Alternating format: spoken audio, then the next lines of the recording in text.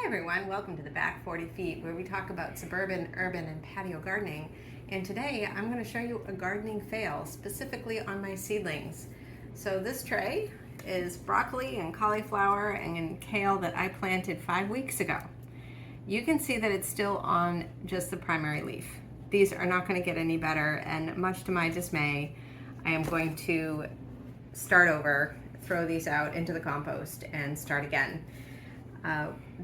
They're just never going to get any stronger. This happened to every species I planted. This was the tomatoes, the peppers, eggplants, you name it. They all look like this. This can happen when you have bad soil. There's no fungus, there's no mold on this, but if the pH of your seed starter is not right, you can have this happen. So just a lesson learned is probably 2 weeks ago, I should have thrown these out and started over, because now this is going to be pushing my garden back a little bit. But I still have 4 weeks to recover. They just might be a little smaller to get started.